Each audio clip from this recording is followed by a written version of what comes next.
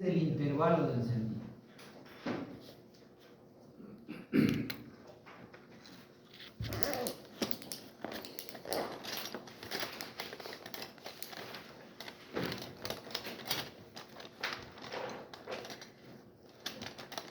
El orden de encendido no es más que el orden en que se producen las explosiones en un motor.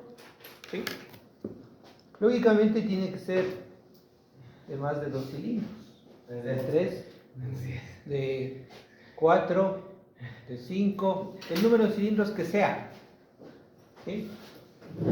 Entonces, por ejemplo, el más común que tenemos en un motor de 4 cilindros en línea, luego vamos a ver qué es un motor en línea. ¿Sí? El orden de encendido más común es 1, 3, 4, 2. ¿Qué significa eso? Que en ese motor va a haber primero una explosión en el cilindro 1, luego en el 3, luego en el 4, luego en el 2. Pero ¿quién determina el orden de encendido en el motor? Determina la ubicación de las levas sobre el eje. ¿Sí? ¿Dónde está?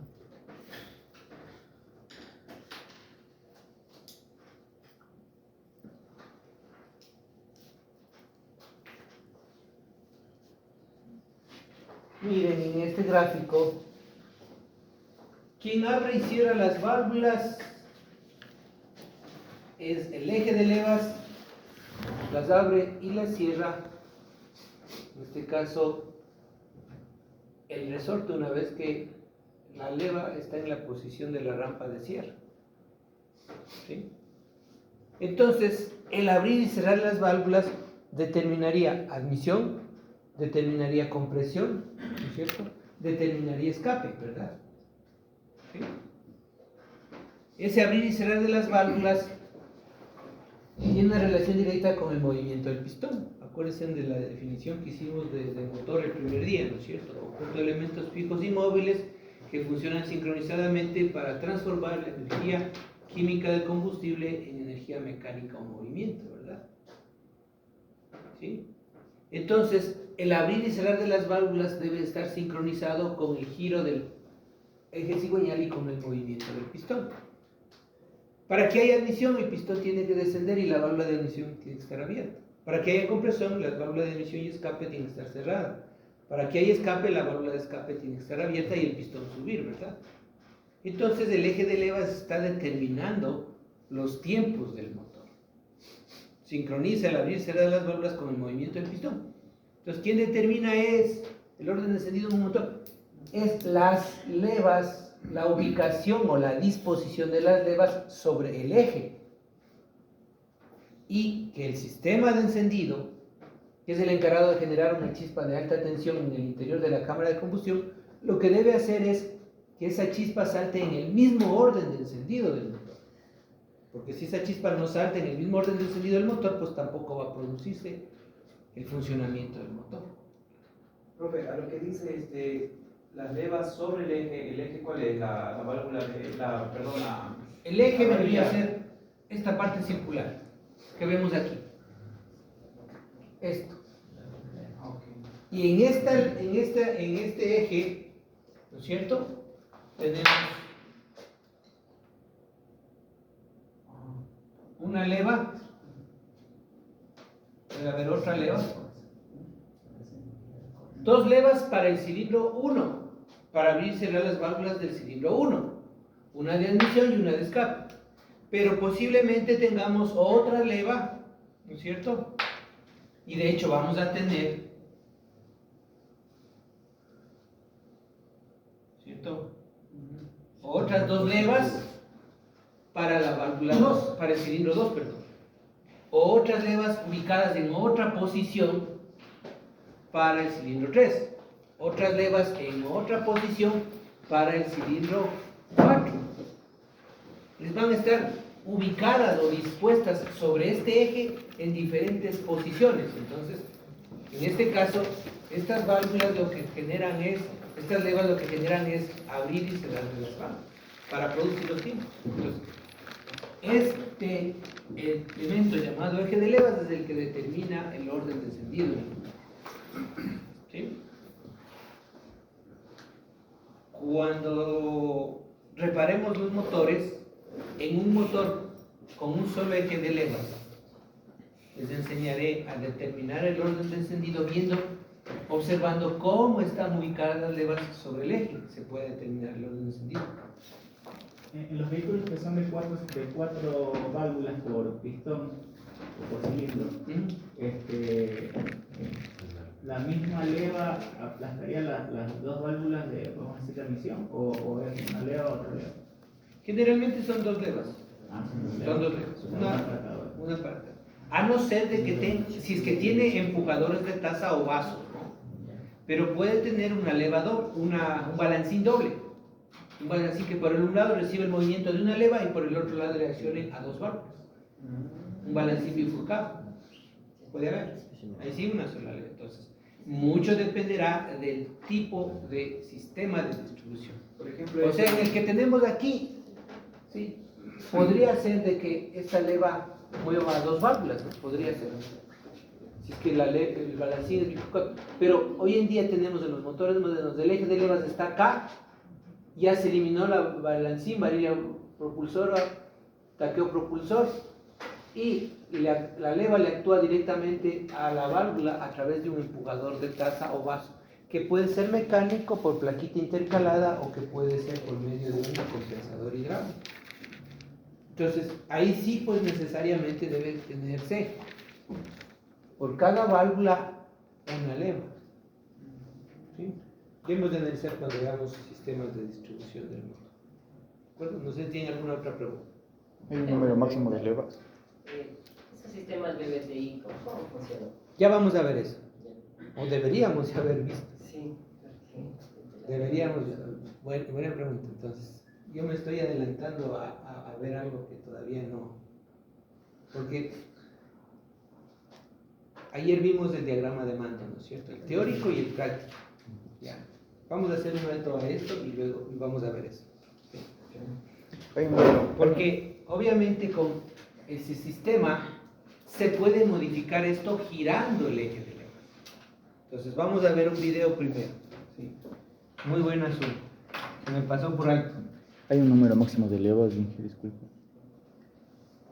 Más que número máximo de levas, número máximo de válvulas, dijimos ayer. Puede haber una válvula de admisión y una válvula de escape, 2 válvulas por cilindro. Puede haber 3 válvulas por cilindro, 2 de admisión y una de escape. Puede haber 4 válvulas por cilindro, 2 de admisión y 2 de escape. Y hay motores que están trayendo hasta 5 válvulas por cilindro, 3 de admisión y 2 de escape. ¿Sí? A ver, ¿dónde está? Vamos a ver, ¿dónde está?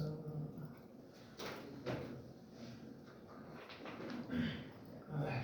Ingeniero, le vi a este carro, el Sonet. ¿Ya? ¿El Kia? Sí. ¿Ya? Y este tenía una expresión como que estuviese con 2 inyectores por cilindro. Sí dijimos que hay motores que traen 2 inyectores por cilindro. El uno funciona en ralentí y en media aceleración y el segundo entra a funcionar en máxima aceleración, pero necesita un sistema de admisión variable que cuando entre a funcionar el otro inyector entre más aire, con una segunda aleta. Y este en relación al consumo sería... Obviamente mayor. consume más, ¿no? Consume más, porque hay más ingreso de combustible, más entrada de aire, pero obviamente el motor va a ganar más potencia. Por eso les había dicho que en esos sistemas de admisión de aire variable necesita utilizarse gasolina azúcar. ¿Recuerdan que esto hablamos del primer día? ¿Sí? Muchas gracias. Muy buen aporte. A ver, ¿dónde estaba?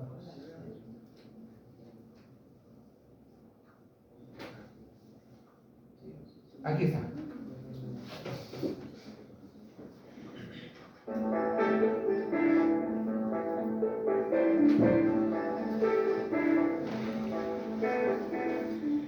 La distribución está protegida por 2 cárteles.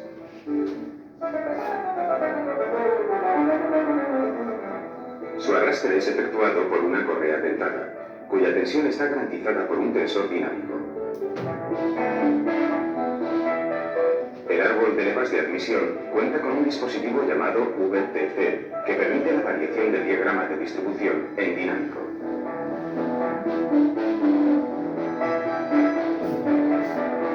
En un motor, las leyes de transferencias de gases, fríos o quemados, están reguladas por el diseño de las levas, que determina la altura de alzada y el ángulo de apertura.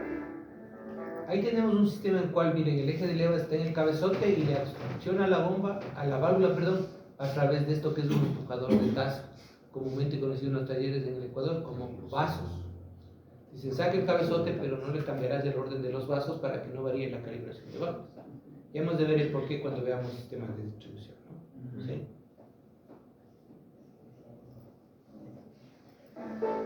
Por el calado de los árboles de levas con respecto al cigüeñal. Lo que llamamos diagrama de distribución.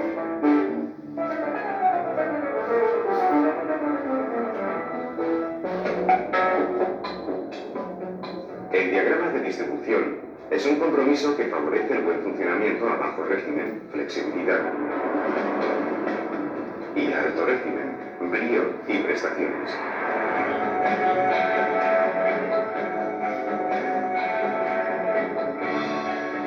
En un ciclo de motor teórico, después del cierre de las válvulas de escape, la válvula de admisión debe abrirse en el punto muerto superior y cerrarse en el punto muerto inferior. En el teórico, ¿no?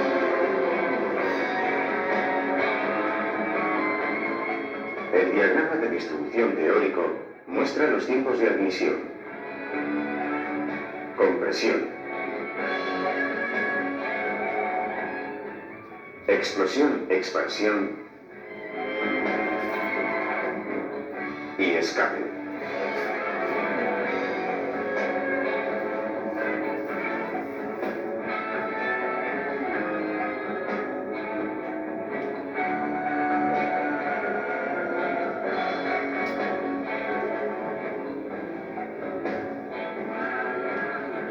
Para mejorar el llenado, se incrementa el tiempo de apertura de la válvula de admisión anticipando su apertura.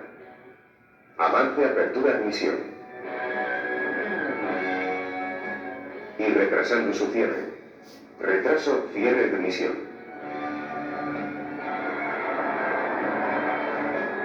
Si deseamos disponer de un motor eficaz, es necesario dilatar al máximo, a regímenes elevados, el momento del retraso cierre-admisión. La válvula de admisión se mantiene abierta mientras sube el pistón, pero el llenado del cilindro puede continuar aprovechando la inercia de la vena de gas del conector de admisión. Por el contrario, a la reanudación a bajo régimen, la inercia de la vena de gas es muy débil y el pistón expulsa, al ascender, una parte de la mezcla gaseosa admitida. De ello resulta una importante pérdida de par motor.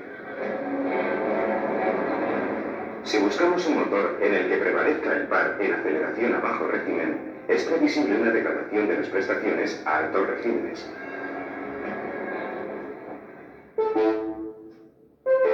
El dispositivo VTC conjuga los imperativos par a bajo régimen y brío a alto régimen mediante decalaje del punto de cierre de la válvula de admisión.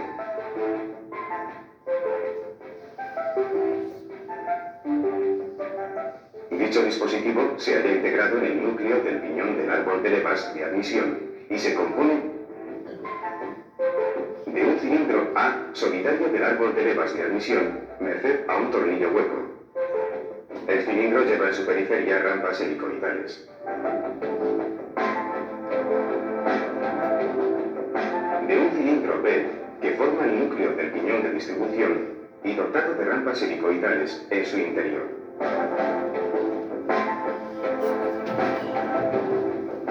De un pistón intermedio C con rampas interiores y exteriores.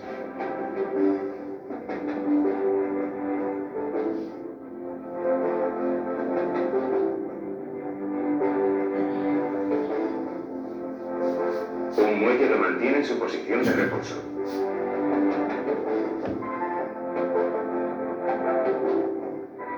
Con el motor parado, el VTC se encuentra en posición de reposo. Con el motor en marcha, en aceleraciones importantes, una electroválvula pilotada por el calculador provoca la admisión del aceite motor a presión. Esta válvula se conoce como la válvula OCB.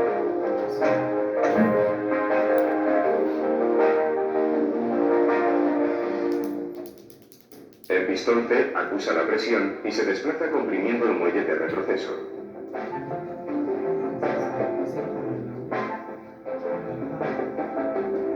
Este desplazamiento axial provoca, gracias a las rampas helicoidales, la rotación del árbol de levas de admisión hasta los 20 grados en sentido del avance. Estas acciones corresponden a un diagrama par.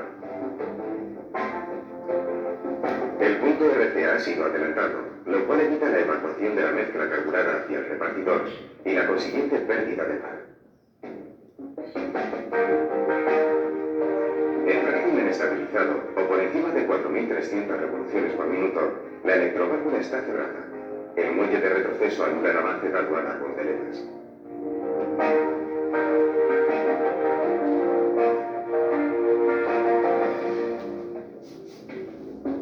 El punto RCA se atrasa.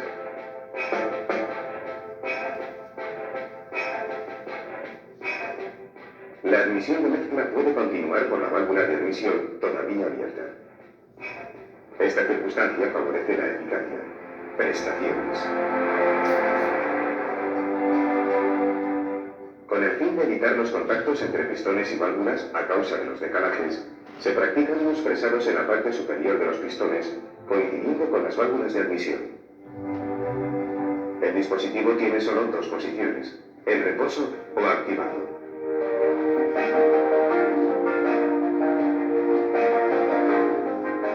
El piñón de distribución del árbol de levas de escape está equipado con un damper amortiguador. Este cauchito que vemos aquí en el medio, ¿no? De los pistones, coincidiendo con las válvulas de admisión. Bien, ahí pudieron ver el funcionamiento, ¿no es cierto? Sí.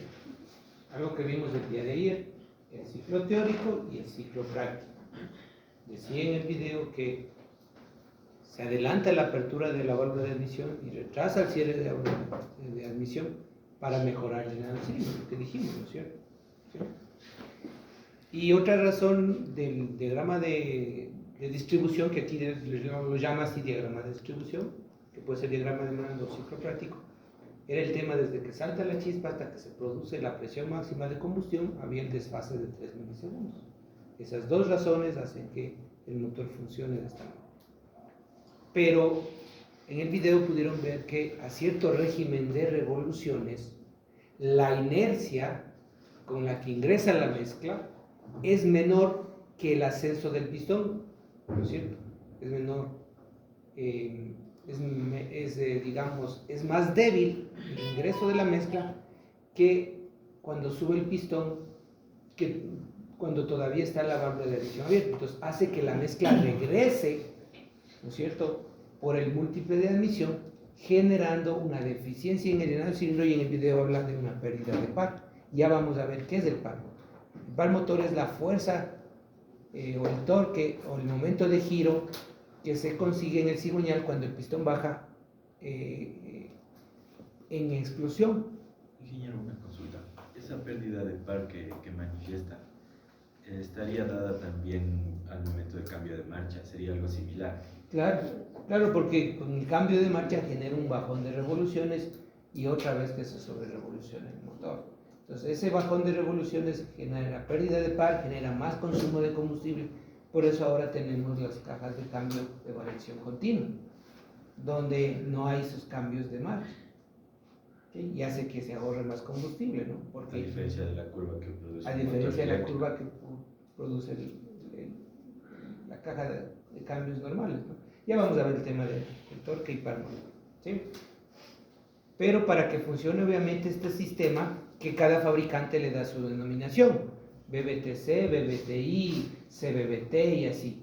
Pero lo que hace es, a través de un sistema hidráulico mecánico, es decir, la presión del aceite del mismo sistema de lubricación ingresa acá y le empuja para modificar la posición del árbol de levas para producir un adelanto. es decir, que la válvula de admisión se cierre antes, evitando el retorno de la mezcla cuando el pistón sube por la válvula de admisión que está abierta. ¿Sí?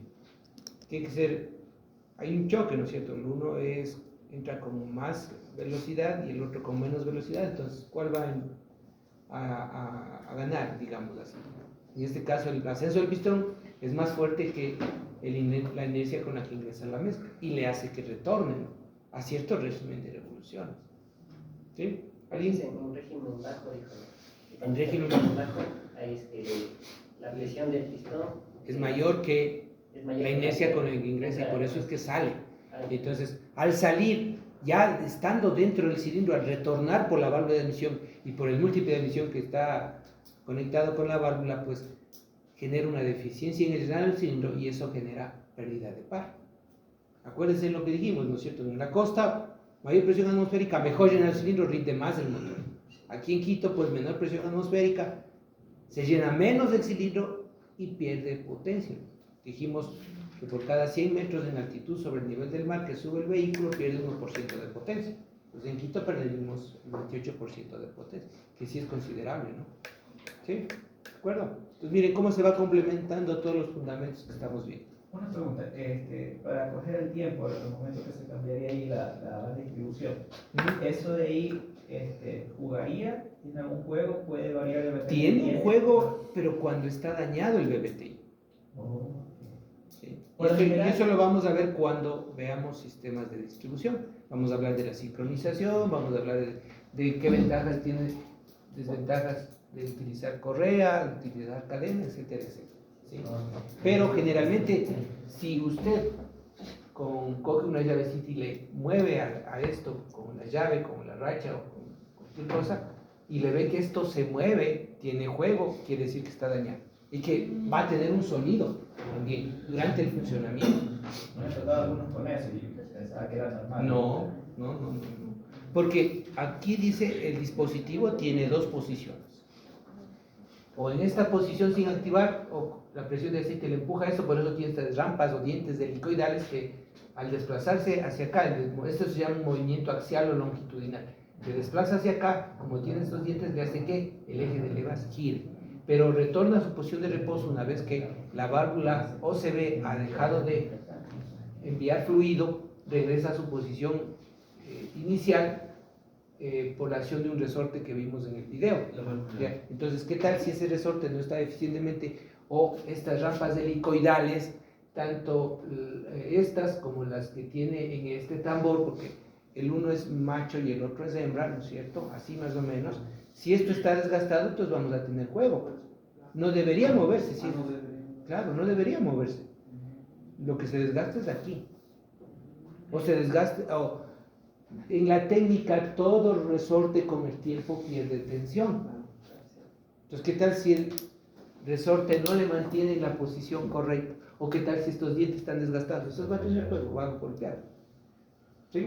Profe, para hacer el correctivo hay que cambiar todo Todo. Sí, y esto no es que se repara esto, no. Todo este conjunto tiene que cambiar. Todo este conjunto. Eso sí ven. Claro. Claro. Sí. Y este sistema puede venir tanto para cadena como para banda. ¿Sí?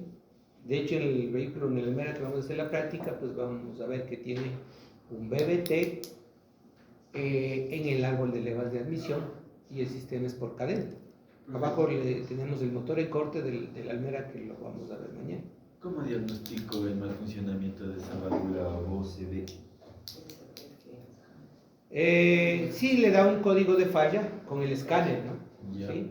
Pero no sé Pero- si pierde potencia o algo, ¿no? Bueno, lo que más sucede es que se enciende la luz indicadora de mal funcionamiento. En aceite. Pero en primera instancia el daño que le puede dar es, lo que tiene que chequear primero, es verificar si se ha puesto la viscosidad del aceite adecuada. Primero, si la viscosidad del aceite está correcta, pues lo segundo que tiene que ver es el estado del aceite. Cuando el aceite no se ha cambiado, también da un código de falla de esta válvula. Si eso está bien, lo siguiente que tiene que es chequear. Es simplemente una electroválvula. tiene dos posiciones, o permitiendo el paso del fluido acá, o cortando el paso del fluido. Es un electroválvulo, un electroimán, solamente, nada más. ¿Sí? Si es que al momento que lo que tendría que ver ustedes, si esa electroválvula tiene alimentación de positivo y de negativo, de 12 voltios y de negativo, nada más. Ya, si la alimentación está bien, tiene que medir la resistencia del bobinado de esa electroválvula, ¿no? Si hay resistencia, pues está bien. Luego tiene que ver que no esté, si no está abierto, ¿no? Si es que está abierto, no le va a marcar ningún valor de resistencia. ¿Ya? Y luego lo que tiene que ver es que cada uno de los pines hacerle una comprobación de continuidad a tierra para ver si no está hecho un corto a tierra, ¿no? Que sabemos que internamente es un bobinado, es decir, es un alambre de cobre enamelado. Para el barniz o el enamelado del bobinado del alambre de cobre es para evitar que las espiras tomen contacto unas con otras y generen cortos. O sea, lo primordial, Entonces puede ser que se primordial recalentó es esa así. válvula y está haciendo un corto y eso hace que no funcione, o se quemó, se abrió la resistencia de la bobina, ¿sí? Pero siempre cuando vayamos a hacer un diagnóstico tenemos que ir de lo más simple a lo más avanzado, Cables. ¿sí? Y Miren, hacemos un diagnóstico con el escáner o tenemos la falla y cambiamos el sensor. Ponemos un sensor nuevo y sigue el mismo problema. Primero chequearé que haya alimentación, que haya tierra, que haya continuidad, ¿no es cierto? Chequearé el fusible, chequearé el relé, si es que el sistema es con relé. Eso primerito. Entonces nos va a enseñar a chequear los sensores. Es que no es un curso de inyección. Claro, en el inyección. Ilse, perdón, si esos piñones son lubricados por la válvula que menciona. No, a ver. La válvula lo que hace es permitir pasar el fluido a este lado. ¿Sí? Miren, regresemos un poquito. Mire, ahí está. ¿Sí? Viene un poquito más, creo. A ver, ¿dónde estaba? A ver, más. Ahí está la válvula. Ahí, miren. Lo que esta válvula hace es permitir el paso de este fluido hacia esta parte para que le empuje. Por eso es un actuador hidráulico mecánico. ¿Sí? La presión de aceite le empuja a este émbolo, que aquí está la rampa, ¿sí? Para hacer que este eje de levas gire, produciendo el adelanto al cierre de la válvula. Si ya no se retrasa el cierre de la válvula de emisión, sino se adelanta. ¿Sí? Eso es lo que hace el aceite. ¿Sí? Actuarle hidráulicamente a este elemento mecánico. Empujarle. ¿Sí? ¿De acuerdo? No sé si está claro ahí. No es que le lubrica sus piñones que aparece. Bueno, de hecho, en el gráfico que tenemos en la actualidad, bueno, aquí, ¿no es cierto? Tradicionalmente las bandas de distribución no son lubricadas, porque tenemos metal con caucho, que es la banda. No necesita lubricación, es más silencioso y todo lo demás. Pero, sí. Porque hay una parecida que parece que se movía. A ver, ¿dónde lo vemos?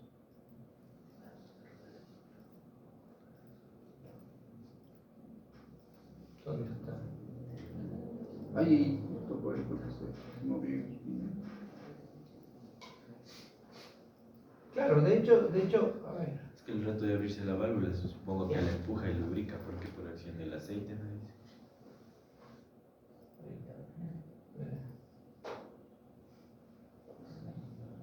Sí. ¿A qué se refiere? ¿A esta partecita?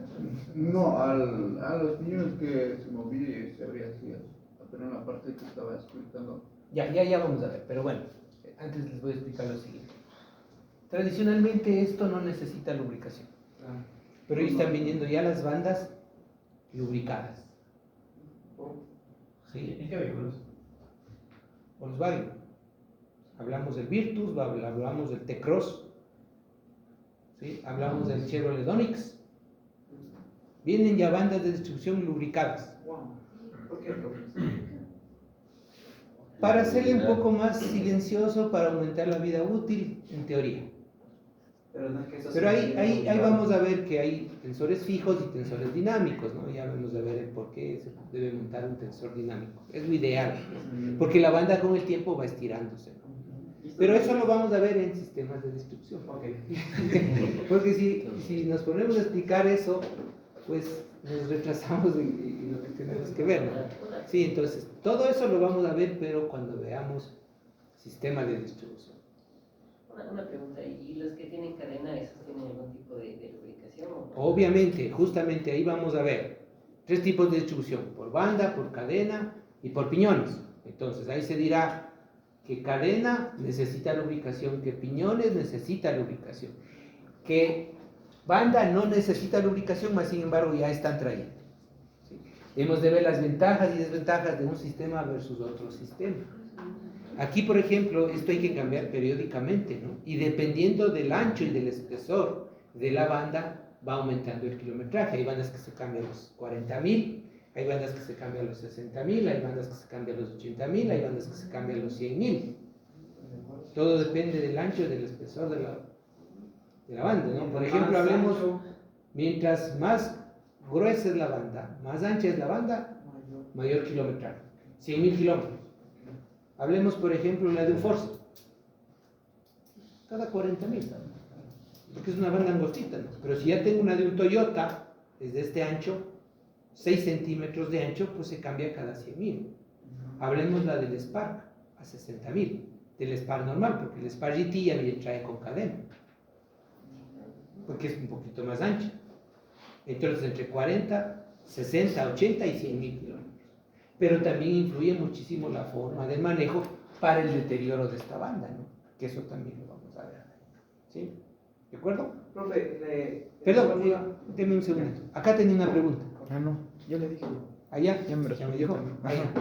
profe, cuando falla la válvula base B, el check que se prende internamente en la cabina es el del motor. El del motor. Porque ahí decía, la válvula es pilotada por el calculador, es por la unidad electrónica de control. La unidad electrónica sabe que el motor está en aceleración, desaceleración, sabe a qué revoluciones está, entonces ahí le activa a esta válvula. ¿Sí? Solamente en sistemas de inyección con gestión electrónica encontramos esto. No puede haber esto en un sistema de inyección, por ejemplo, mecánico o hidráulico o un sistema carburador. No, eso nunca viene. Tiene que ser controlado electrónicamente. ¿Sí? Entonces, está más claro esto, ¿no es cierto? ¿Sí? Ya. Y ahí decía que hay un amortiguador de vibraciones, un damper, un cauchito, ¿no? ¿Sí? Eso es para evitar que las vibraciones que se generan en el cigüeñal se transmitan a este engranaje por medio de las bandas, ¿no? Eso es un damper, un amortiguador de vibraciones. ¿Por qué se producen vibraciones en el cigüeñal? Ya vamos a explicar. Para eso necesitamos el cuadro. En el cuadro que vamos a hacer aquí, vamos a determinar que hay fuerzas antagónicas o fuerzas contrarias. En este motor vamos a ver que trabaja el pistón 1 y el pistón 4, están subiendo los dos, pero posiblemente el 1 está subiendo haciendo compresión, subiendo con resistencia, y el 4 está subiendo haciendo escape, libremente. Y el 2 está bajando haciendo explosión, y el 3 está bajando haciendo admisión. El 2 está bajando siendo empujado el pistón, y el 3 está bajando siendo arrastrado el pistón. Entonces, esas son fuerzas contrarias que pueden generar vibraciones a cierto régimen de revoluciones. Por eso es que los motores modernos están trayendo ejes equilibradores o contrarrotantes, que también lo vamos a ver.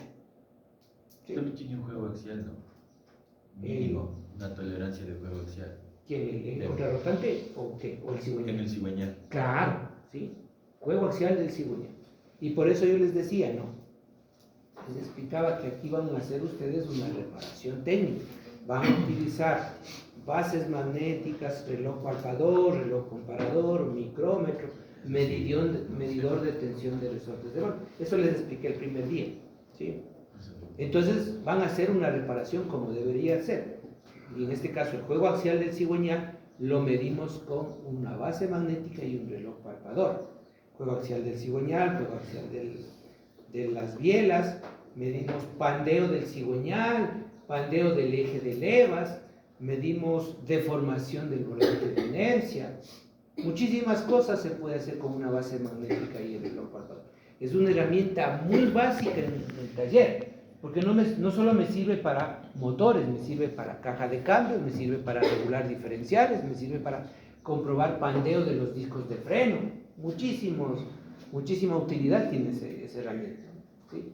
Porque yo no les puedo decir, hablemos que este es de cigüeñal, coger y empujarle así y decir, si hay juego axial, no hay juego axial, o está bien o está mal. Me van a decir, bueno, ¿y cómo? ¿Cuánto midió? ¿Y cuáles son los parámetros? ¿No es cierto? Lo mínimo y lo máximo que debe haber. Entonces, por eso les dije el primer día, aquí se van a dar esas herramientas para que usted sepa medir y sepa que las mediciones, dentro de qué rango deben estar esa medición que está haciendo. Yo vi que le ponían también un calibrador. También, pero no es tan eficiente. También, con un calibrador de láminas se puede medir el juego axial del cigüeñal y el juego axial de las bielas, pero no es tan eficiente. El más real es de la base magnética. Sí, entonces ustedes van a aprender a manipular, van a aprender los valores, ¿cierto? ¿Sí? Van a aprender a usar la herramienta de una manera adecuada y todo lo demás. Que estaba viendo de eso que nos mandó el deber, estaba buscando, Ya. pero de carros antiguos. Ya, Y ahí está también la tolerancia del juego axial. claro. Todo eso se les va a dar, las tolerancias y ajustes. ¿Sí? Y como les dije, pues ustedes van a hacer un informe grupal de lo que están haciendo, con fotos reales, con mediciones reales, ¿cierto? Entonces ese documento va a ser un soporte que usted va a tener después, ¿no es cierto? ¿A cuánto era la luz entre el cojinete y el muñón de bancada y de biela? A ver, 1 milésima de pulgada por cada pulgada de diámetro del cilindro. Punto, listo. Del muñón, perdón. ¿Cuál era la luz entre puntas de los anillos? De 2 a 3 milésimas de pulgada por cada pulgada de diámetro del cilindro. Ya. Poniendo eso en milímetros sería de 25 a 75 milésimas de milímetro por cada 25.4 milímetros de diámetro del cilindro. Usted va a tener esa herramienta, ¿no es cierto? Entonces no va a necesitar el manual donde le diga que la luz debe estar entre este mínimo y este máximo. Porque si usted establece las medidas con la tolerancia que le estoy dando, va a coincidir claramente con eso. Porque la dilatación de un material está en función de ¿qué? En función de la variación de temperatura y en función del volumen, del tamaño. ¿Sí?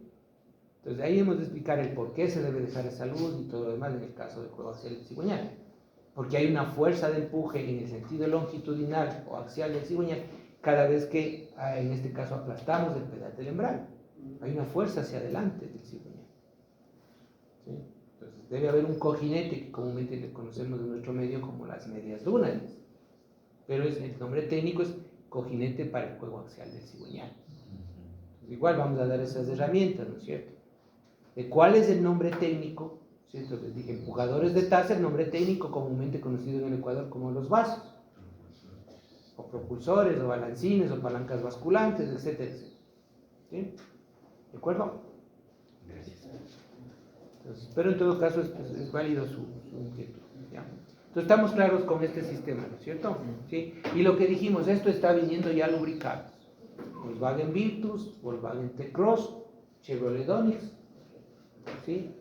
Entonces es importante, asimismo en la práctica vamos a ver cómo reconocer que tiene banda, piñones o cadena, ¿sí? Y la recomendación al cliente es que cuando se compre un carro usado y tenga banda y no sepa qué kilometraje se cambió, cambie por seguridad, porque si no cambió, se le rompe a usted, se le tuerce las válvulas, tiene que reparar el motor y es un costo más alto, ¿no? ¿Sí? ¿De acuerdo? Así como hemos de ver que cuando está mal sincronizada la distribución,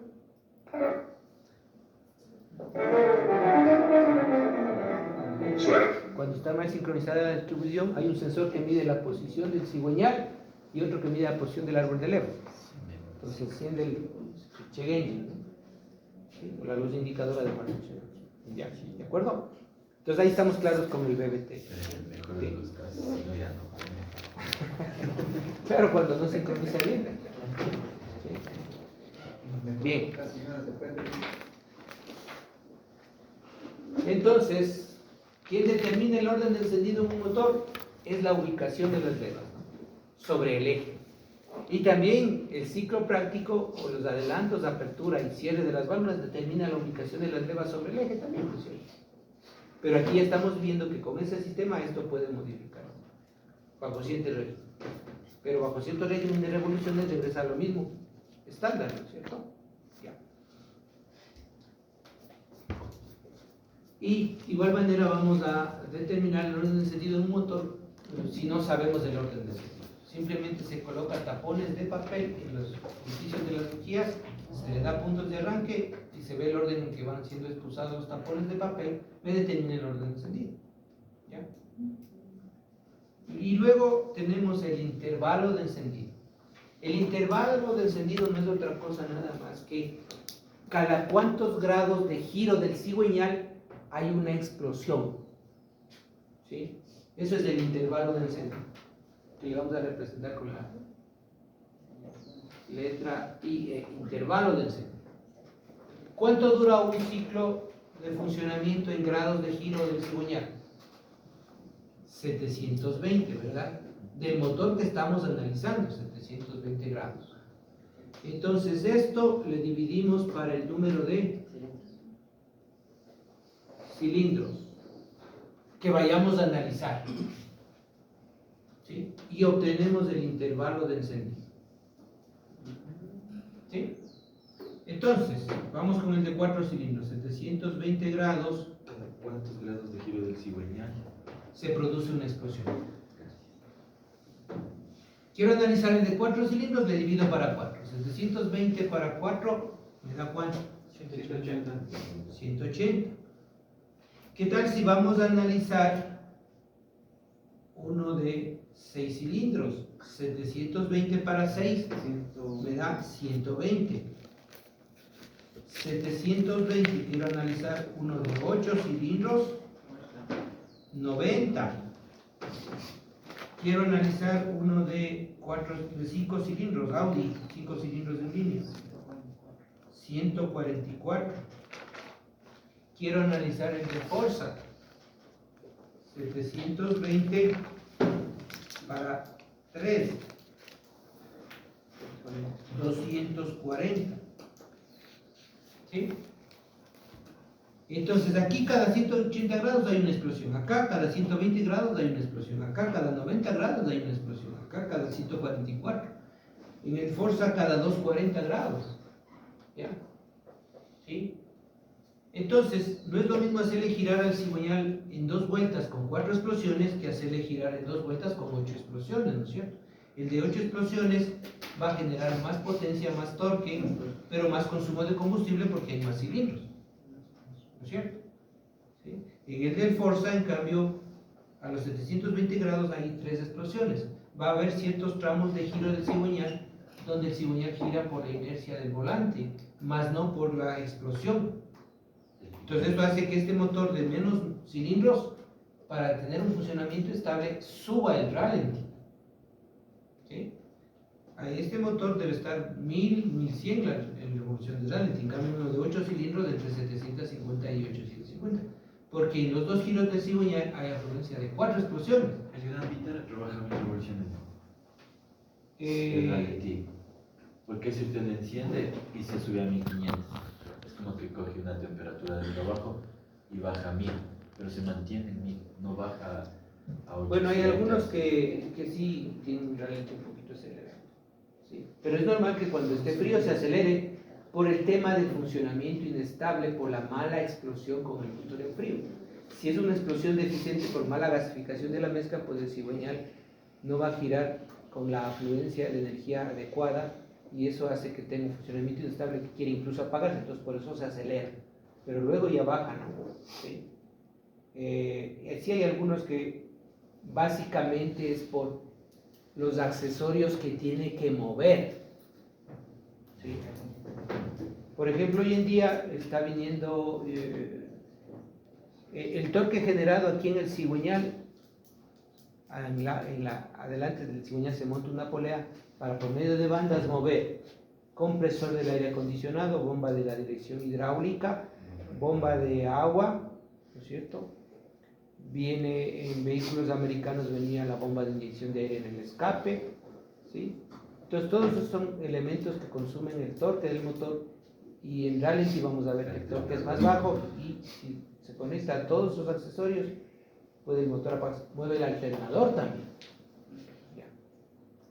Entonces, por eso es que como cuando tiene más carga el motor de accesorios, se acelera un poquito. El ralentí es un poquito más alto, pero tampoco tiene que estar fuera de rango, ¿no?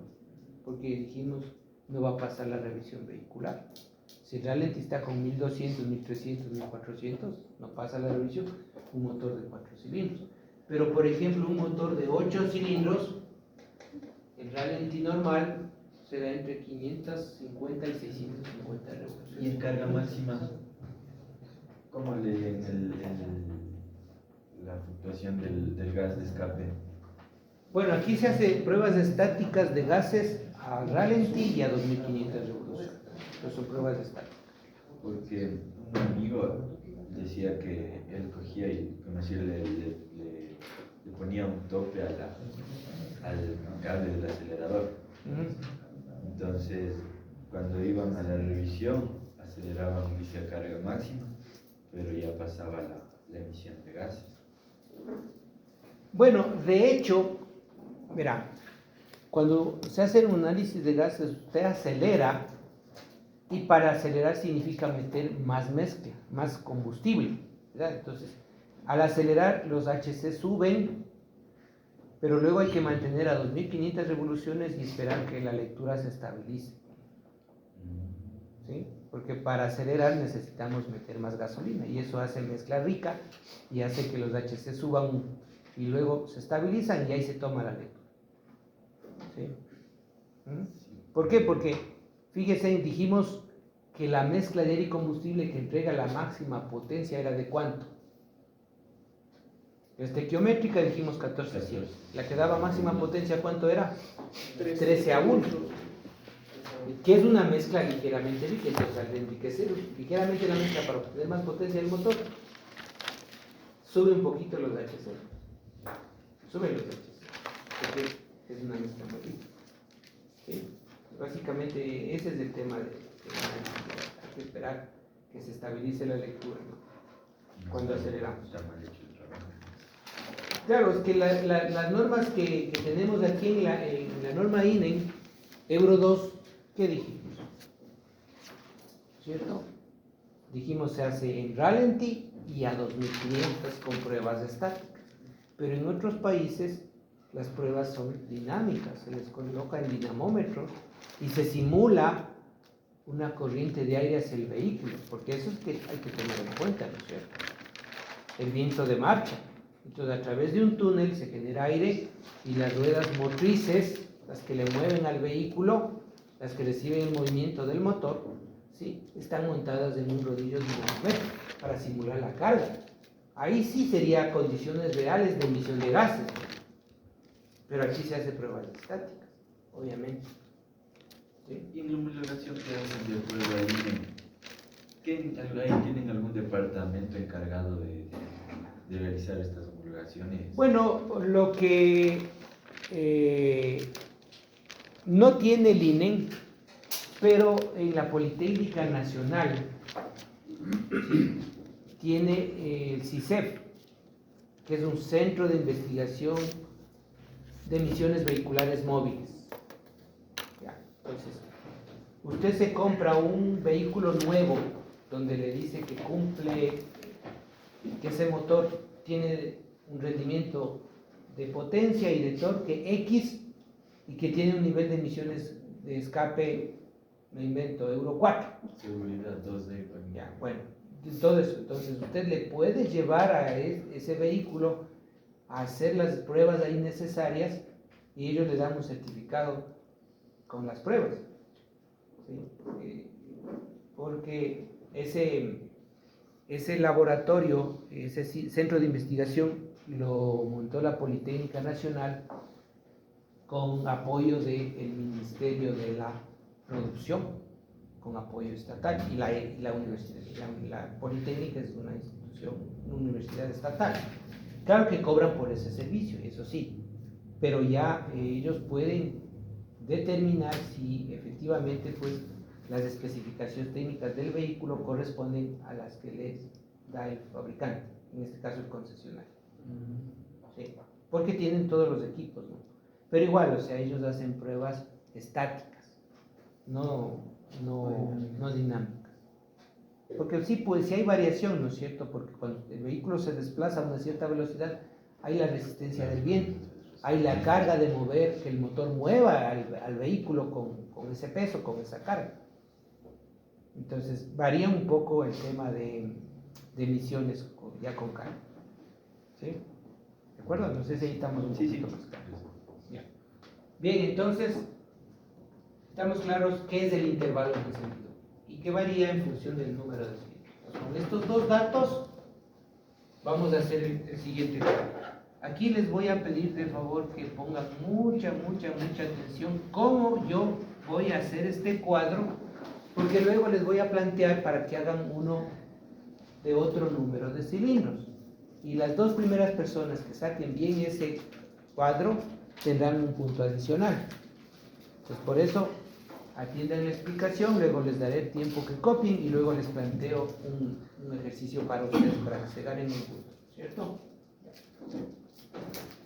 Entonces vamos a analizar el motor de 4 cilindros con el orden de encendido 1, 3, 4, 2. Ya tenemos el orden de encendido. ¿Sí? Y en este caso, el intervalo de encendido para este motor, ¿cuánto sería? Tenemos aquí 180. Intervalo de encendido 180. Si no tengo, simplemente divido 720 para el número de cilindros que estamos analizando y listo. ¿Sí? Entonces, como son 4 cilindros, yo como no tengo un pizarrón cuadriculado, voy a hacer 4 filas. Una fila para cada cilindro. Ahí. ¿Cierto? ¿Tienen? Todos tienen. Bueno, acá no tienen. Bueno, entonces, ya. Listo. Entonces, hacemos una división, una columna, y ponemos cilindro 1, cilindro 2, cilindro 3 y cilindro 4. ¿Sí? Aquí empezamos con 0 grados. Siempre para hacer este cuadro empezamos por el cilindro número 1, ¿sí? Que vendría a ser 720 grados o 0 grados, ¿no? Porque está girando el cigüeñal, entonces como eso es cíclico, entonces no hay problema. 720 grados o 0 grados es lo mismo. Entonces, el primer cilindro hace explosión a los 0 grados. Ahí empieza la explosión del primer cilindro, del primer pistón, el cuadro del primer pistón. ¿Ya? ¿Cuánto dura en grados de giro de cigüeñal el tiempo de explosión en el ciclo térmico? 180, ¿verdad? ¿Sí? Entonces, solamente en el de 4 cilindros coincide la duración del tiempo con el intervalo de encendido. Solo en este motor de 4 cilindros. Porque en los otros, miren, en el de 6 ya tengo 120, en el de 8 90, en el de 5 cilindros 144, en el de 3 240. ¿Puedo analizar uno de 2 cilindros? Claro, también. Si hay motores bicilíndricos en motocicleta, el intervalo de encendido, ¿cuánto sería? 360. Ya. Entonces, como no tengo pizarrón cuadriculado, entonces voy a hacer que este espacio del borrador, este espacio, sea de 60 grados. Es una escala que estoy adoptando para poder graficar. Usted como tiene hoja cuadriculada es mejor, ¿no es cierto? Ya. Entonces, para mí, de aquí a acá tengo 60 más 120 y los 180. los 180 de duración de la carrera de explosión, no del intervalo de encendido. ¿Sí? Entonces, eso es lo que dura. Entonces, aquí pongo explosión. Pongo explosión. ¿Ya? El siguiente que va a ser explosión, de acuerdo al orden de encendido, va a ser el cilindro 3. Entonces, tengo que, para determinar cuándo empieza, le sumo el intervalo de encendido. Entonces, 0 más 180 me da 180. A partir de los 180 grados de giro del cigüeñal, se produce una explosión en el cilindro 3, porque así es el orden de encendido. ¿Sí? Entonces, cilindro 3, tengo 60, 120, 180. Aquí ¿Por qué de empieza. 60, profe? Perdón. ¿Por qué de 60 grados? No, es que Porque dijo que como valía. no tengo pizarrón cuadriculado, entonces, para mí, asumo que este espacio es de 60 grados. Puedo hacerlo que sea de 30, puedo hacerlo que sea de 20. Entonces tendré 20, 40, 60, 80, 100, 120, 140. diferentes. Debe de ser hasta acá. No me va a alcanzar, ¿no? ¿Ya? O sea, usted cada cuadrito puede hacerle que equivalga a 60, puede hacerle que equivalga a 20, puede hacerle que equivalga a 10, lo que usted quiera, pero tiene que contar los 180. ¿Sí? ¿De acuerdo? Yo lo hago así es porque no tengo. Si tuviese el pizarrón cuadriculado, pues sería lo ideal, ¿no? Pero como no tenemos, tenemos que adaptarnos a lo que tenemos. ¿Sí? Así nos toca a veces. Así nos toca. ¿Sí? Batirnos con lo que tenemos. El 3 sería admisión. Ya, aquí 60, 120, 180, ¿no es cierto? Aquí hay 180, ya. Aquí empieza explosión el cilindro 3. ¿Cuánto dura? 180. 180, entonces, cojo y cuento.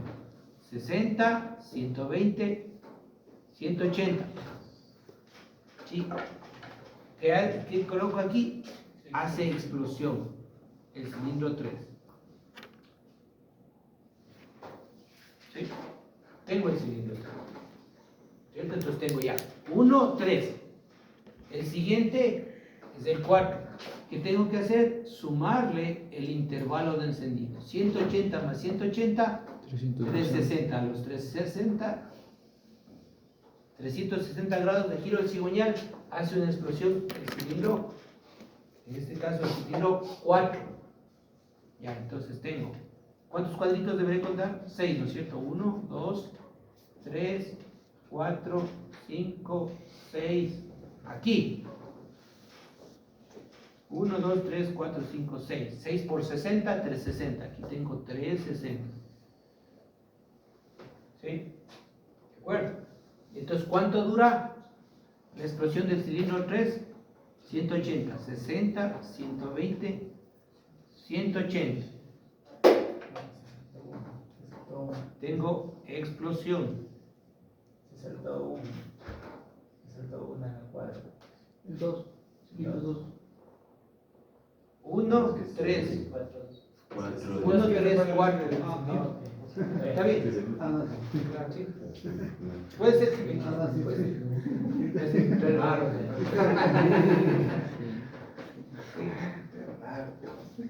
Ya me estaba. Sí.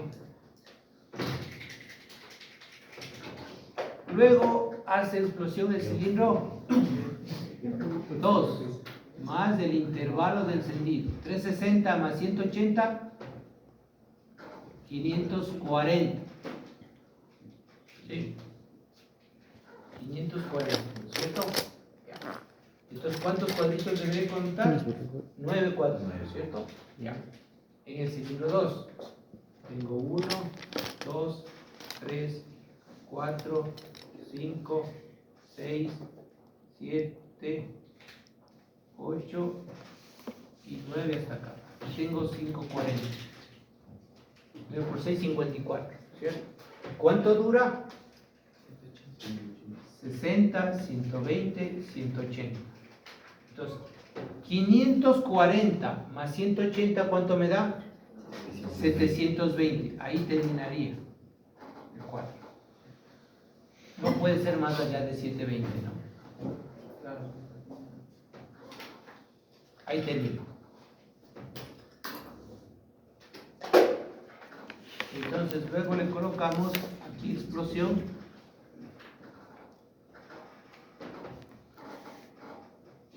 ¿Ya? Y tenemos ya casi completo, miren. 1, 3, 4, 2. ¿No es cierto? Ya está. Ahora colocamos los otros tiempos y está terminado el cuadro. Para visualizar el funcionamiento de un motor de 4 cilindros con este orden de encendido. ¿Sí? Entonces, cuento 180, 60, 120, 180, 60, 120, 180. Después de explosión, ¿qué viene? Escape. Después de escape, ¿qué viene? Admisión. Después de admisión viene compresión.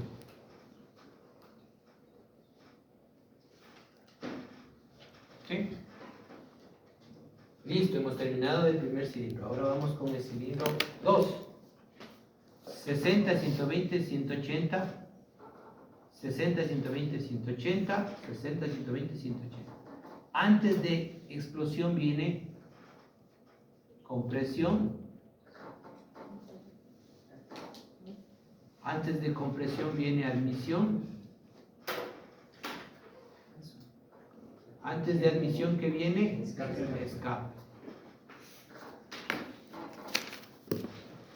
Listo, hemos terminado del cilindro 2. Vamos con el cilindro 3.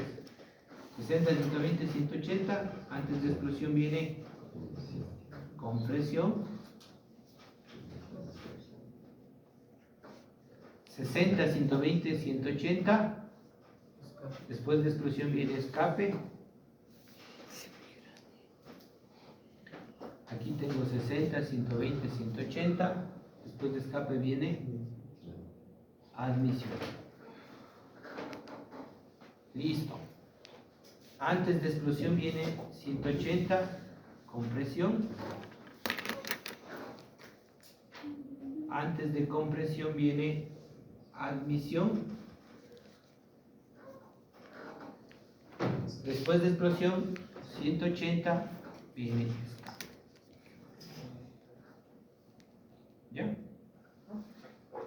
Entonces, ahora sí ya podemos visualizar el funcionamiento del motor de 4 cilindros, con ese intervalo de encendido y con ese orden.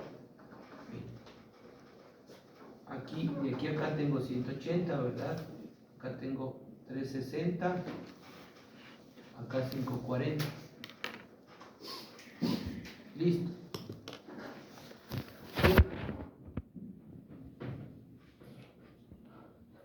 Entonces, ¿qué podemos observar? Que en la primera media vuelta, el pistón del cilindro 1 está bajando, está en una carrera descendente, y el pistón está bajando siendo empujado por la presión máxima de combustión, que crea en este caso en la cabeza del pistón una fuerza de empuje hacia abajo. ¿Cierto? El pistón del cilindro número 2 está subiendo haciendo escape. Está subiendo sin resistencia, ¿no es cierto? O sea, para cambiar el orden tendríamos que cambiar el cilindro 1 prácticamente. ¿Cambiarle qué? La admisión, o sea, moverle un cigüeñal para que quede en admisión el cilindro 1. Claro, así es. ¿Sí? El pistón del cilindro 3 está subiendo, pero está haciendo compresión. Entonces la compresión es una fuerza resistiva que se opone a que el pistón suba. Pero de todas maneras, esa compresión no va a ser tan fuerte como para impedir que suba, ¿no? El pistón va a seguir subiendo. ¿Por qué? Porque ya hay la explosión en el cigüeñal que genera el torque en el cigüeñal la explosión en el cilindro 1, que genera un torque, un momento de giro, una acción rotatoria en el cigüeñal. Entonces eso es más fuerte y hace que el pistón suba, pero con una pequeña resistencia. Entonces, vamos a llamar que está subiendo con una fuerza resistiva. Ya. El pistón del cilindro 4 está bajando haciendo admisión. No está bajando siendo empujado, está bajando siendo jalado o arrastrado por el cigüeñal. ¿Sí? No hay una fuerza de empuje de este pistón. Entonces aquí están las fuerzas antagónicas, las fuerzas contrarias, que a cierto régimen de revoluciones puede generar vibraciones. ¿Ya? Porque si estos se van sumando, se van restando, pues genera vibraciones. Por eso se utiliza en los motores modernos, que se entiende que son más revolucionados, ¿sí? Ejes equilibradores o contrarrotables. ¿Quién sabe a cuántas revoluciones por minuto funciona un motor de una Fórmula 1? 15.000 revoluciones. 15.000, 18.000, hasta 20.000 revoluciones por minuto. Imagínense, en un vehículo de los que tienen ustedes, ¿a cuánto llega el tacómetro del Fortuner que está abajo?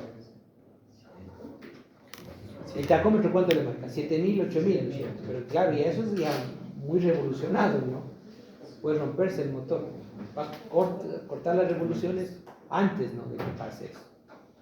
Pero versus 15.000, 18.000, 20.000 revoluciones por minuto. Ahora, los costos también, ¿no?, son diferentes, pues. Los materiales son diferentes. ¿Cuánto cuesta un motor de una Fórmula 1? 3, 4 millones, solo el motor. El monoplaza completo, 20 millones. ¿Pero por qué? Porque son, por ejemplo, bielas de aleaciones de titanio. Acá vamos a ver que en los motores normales tenemos bielas de aleaciones de carbón, de aleaciones de aluminio, en motores pequeñitos, una motocicleta, de aleaciones de aluminio. Las otras son de aleaciones de acero, ¿no? Hierro con carbón. Pero titanio, en cambio, mucho mejor. ¿Qué combustible usan?